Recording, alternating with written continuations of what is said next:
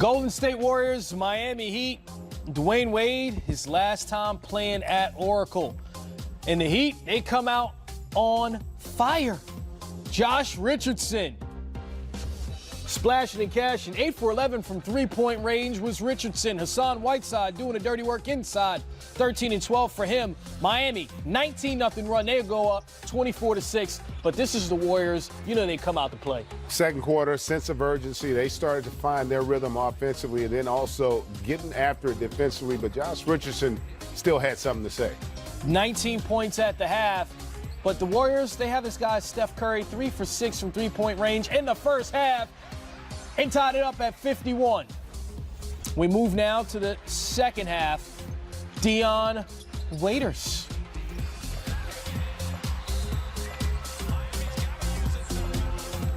Open from outside. That's Kevin Durant knocking it down. And there's Waiters. That's that step over. Not the step back, but the step over. Look good. And then Klay Thompson gives the Warriors a 6-point lead with 8 minutes to go. He had 29. Heat not done yet. Richardson again. Told you he had 8 of them. Then Dwayne Wade gets the block. And we thought at the on the time, other end. we thought that might be the play of the game. Yeah. Up at 118. Then KD again from outside missing. DeMarcus Cousins gets the offensive rebound and is fouled. Knocks down the 2 free throws.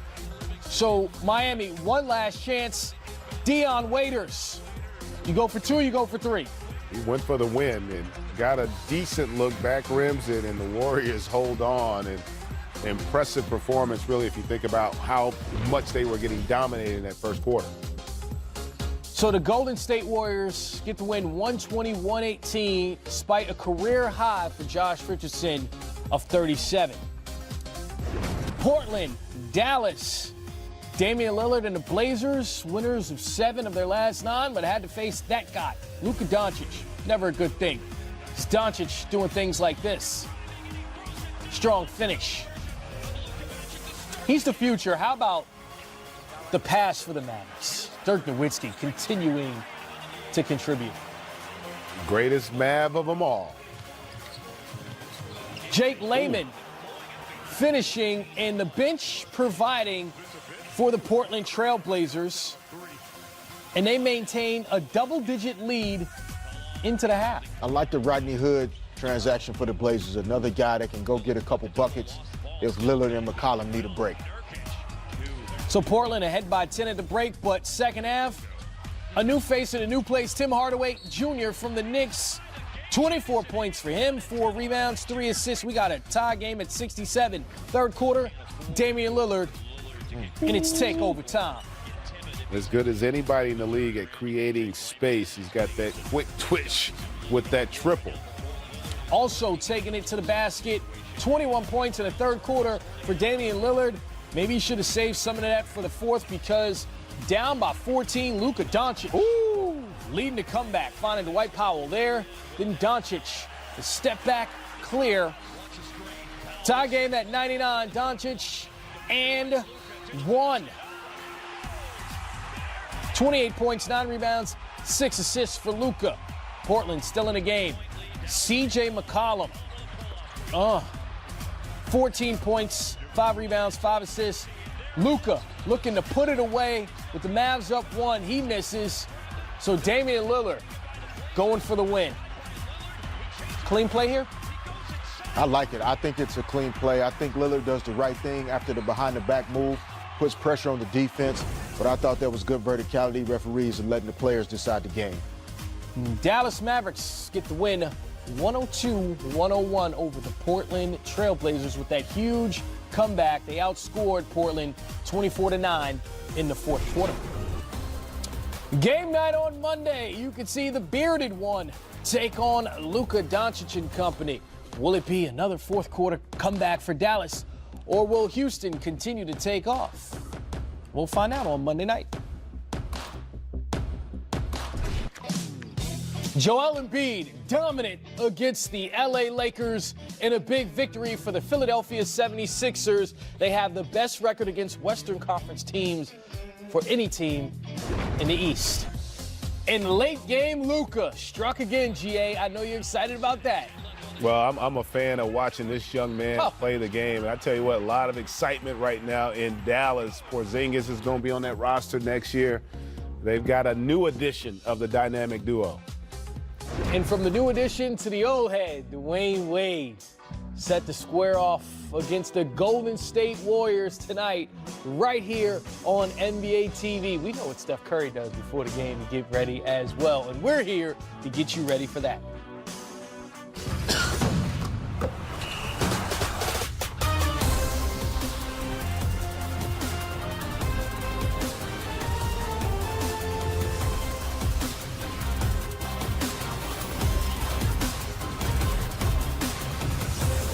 Welcome to Game Time. It's Southpaw Sunday. I'm Chris Miles, and that's Southpaw right there, and Greg Anthony, and it's another Southpaw and Derek Fisher. Look, I wouldn't want to box with you guys. Oh, man. It's rare that we get two Southpaws. Yeah, very rare. We're going to enjoy this. Yeah, and a five-time champion on set as well, Derek. In looking at the Golden State Warriors, they've won 3 in the last 4 years, and they seem to be on one of those incredible runs. A dynasty, even. Can we start to call them that yet? Do you think they've earned that right? Well, I think there's a core group of the Warriors that are in that conversation and have earned that right to be in that discussion. You talk about Curry, Thompson, Green, even though the roster around those 3 guys has really evolved over the last 3 or 4 seasons with different glue guys around them. Now you have to start to think about Kevin Durant in that last, 2 to 3 years. Andre Iguodala? Andre Iguodala as well is in that core group of guys. And so what they have accomplished, we keep saying we won't see it again when we talk about young players, the turnover in professional sports now. But they're also proving that we will see it again because these guys are serious about what they do.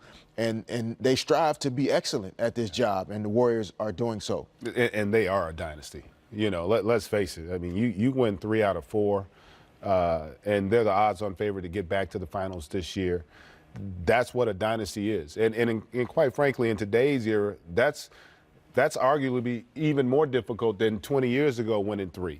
Because the level of talent, I think, overall is higher. You're starting to see it play out this year where even though they're still the odds-on favorite, teams are getting closer. Yes. You look at the top of the Eastern Conference, teams like Denver.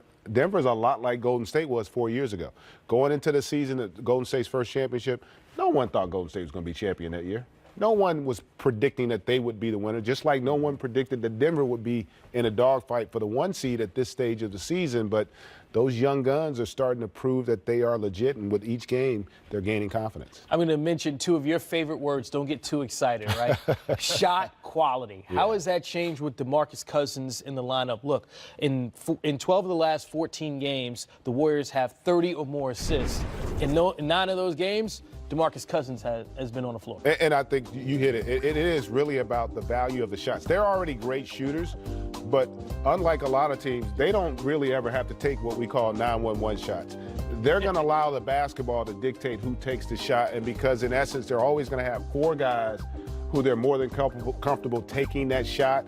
And now you have a situation where Boogie's got to buy it because it's not about ego right now. It's about winning. And he, I think, in a lot of ways will benefit long-term from this experience as well because the only time he's ever been on a team like this has been USA Basketball. And if he's getting 15 and 7, that's the equivalent of what he averaged last year with New Orleans, because, again, he doesn't have to carry the load. He's not going to face double and triple teams. So his shot quality, along with the rest of that team, is going to improve. Boy, they are becoming a juggernaut. I'm anxious to see what team's going to be able to stand up and compete with them once they get going. That's a great point that you mentioned, his stats at 15 and 7. It seems like it's a far cry from what Boogie was doing last year when he was at 28 and 13, and you're like, oh, he's an MVP candidate. Fish, when you're trying to win a championship and you have to give up some of those numbers and you're trying to compete at that level, what does it do for the entire team when Boogie's able to do that and have that mentality? Well, I think it's a way of showing leadership. right? Every team they have captains or they have key guys that are the voice, the strength of the team. Draymond Green gets a lot of that credit. Steph Curry is kind of quieter than Draymond, but those two guys, it's their team. And then Durant has come on. Iguodala is also a kind of a leadership guy. But when Boogie Cousins is able to step into this situation, buy in from the beginning, and not try and be the DeMarcus Cousins that existed prior to being in Golden State, but really step onto the floor and fit into what the Warriors have already built prior to his arrival, it says a lot about him. It says a lot about what they've created there in Oakland. And it's making it more difficult to play against them. Yeah. He improves the spacing for a team that already plays with great spacing and ball movement. And so it's even harder to defend them now with him on the floor compared to when he isn't. With that, we'll continue our Warriors talk with Anthony Slater, who covers them for The Athletic. Anthony, great to have you on the show. Warriors, again, rolling, won 14 of their last 15. This team back to their dominant ways. They've dished out more than 30 assists in 12 of their recent games. Why is the ball movement so good right now and improved so drastically? I think mostly like Cousins' debut kind of charged them up focus-wise at a time of the season, as you guys kind of all know, where Steve Kerr calls it the dog days. It's the weeks before the All-Star game. Everyone's kind of begging for that vacation time to come. But right now they're just, DeMarcus is really energized, and that's kind of energized the team. And when they are focused, they play pretty basketball. They zip it around. And, Klay Thompson's shooting unbelievably. He had that slump early in the season. I think he's 50% from three since the start of January. That helps the assists when your shooters are just knocking it down. Steph's obviously playing well, KD. And then Cousins has really helped their second unit, where now when they put KD and Steph on the bench at the same time, you can still now play through DeMarcus Cousins. Kevin Durant's looming free agency and the rumor mill seemed to be a point of contention for the Warriors early this season. Had they simply just moved past that and focused on a championship, or is there something else we're not seeing with this team and their focus?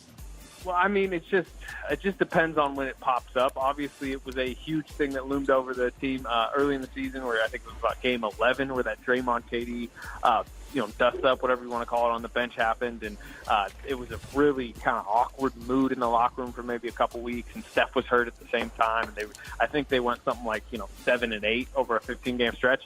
But then, time kind of healed that wound. I think they talked it out a little bit, and it wasn't a topic. But then, of course, with what the Knicks have done, maneuvering with that Porzingis trade, has bubbled up the rumor that KD's really looking at New York this summer.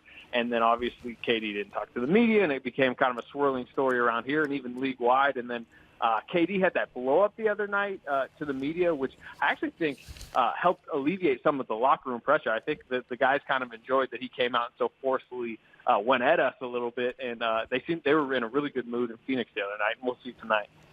One thing you said there, let's focus on that. The Warriors were 7-7 in the month of November. And at that time period, Steph Curry was out. Draymond Green missed some time. And, of course, Boogie wasn't healthy yet. And the question for this team was, do they have enough depth? So if they have an injury when you go into the postseason, do you believe they have enough depth to overcome any of those injuries? It depends on kind of where they get it. Right now, their center is thin, and it was really thin when Cousins was out because the guy that was starting early in the year, Damian Jones, tore his pec. So he's basically out for the year. Looney stepped in well, but Jordan Bell's kind of had a disappointing year too. So they're sitting there really playing one center for a while, and Looney, and he's kind of undersized. Cousins has helped push Looney kind of down the totem pole where he fits well into a bench role. But they still struggle with size. Joel Embiid came into Oakland in their lone loss they've had really in the last month. And really pushed them around inside, especially Looney. So I think they're a little vulnerable at the center, but, there's rumors they're thinking about trying to go in the buyout market. If Robin Lopez can wiggle free from Chicago, I think he'd help maybe shore that up. But, I think they got a pretty deep, 9-10 man rotation they're comfortable with in the playoffs. Certainly we'll have to keep an eye on the Warriors and their depth at the center position then. Anthony Slater, appreciate your time. Thank you. All right, fellas. Thanks for having me. Speaking of the big fella, Joel Embiid, he gives a lot of teams problems, including another West Coast squad, the LA Lakers. They saw him firsthand in a matinee this Sunday.